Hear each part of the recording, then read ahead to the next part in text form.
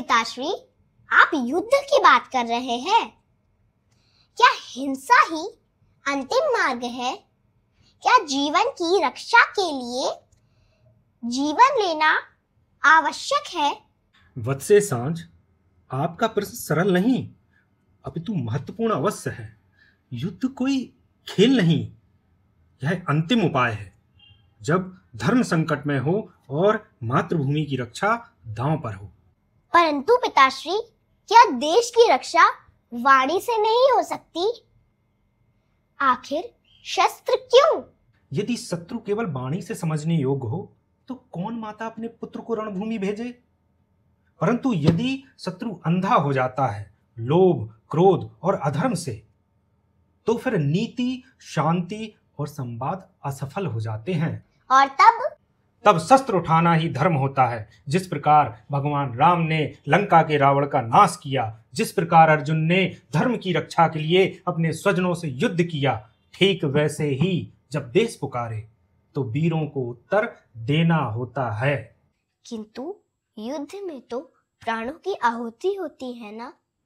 माँ कहती हैं युद्ध में बेटों के शव लौटते हैं, खुशी की नहीं, वेदना की खबरें आती हैं। हाँ पुत्री, आप सही कहती हो। युद्ध केवल रणभूमि में नहीं, हर माँ के हृदय में भी लड़ा जाता है। पर सोचो, यदि हम शत्रुओं को खुला मार्ग दे दें, हम नहीं लड़ें, तो क्या हमारी संस्कृति, हमारी भूमि सुरक्षित रहेगी? तो क्या ये युद्ध धर्म की रक्षा के लिए है? हाँ पुत्री, यह युद्ध मात्र भूमि के लिए नहीं है, यह संस्कृति की रक्षा है, यह असहायों की रक्षा है, यह भविष्य की पीढ़ियों के लिए शांति स्थापित करने का यत्न है।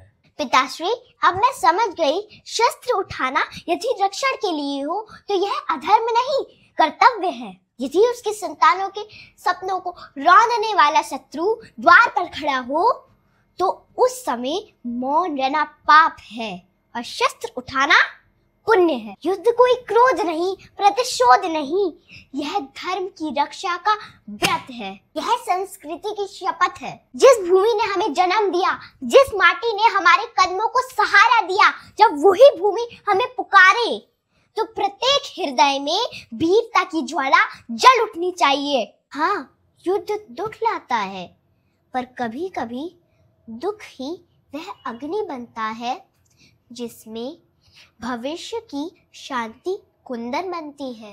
इसलिए मैं कहती हूँ, जब युद्ध धर्म और मातृभूमि की रक्षा और सत्य की प्रतिष्ठा के लिए हो तो वह केवल युद्ध नहीं, यज्ञ होता है।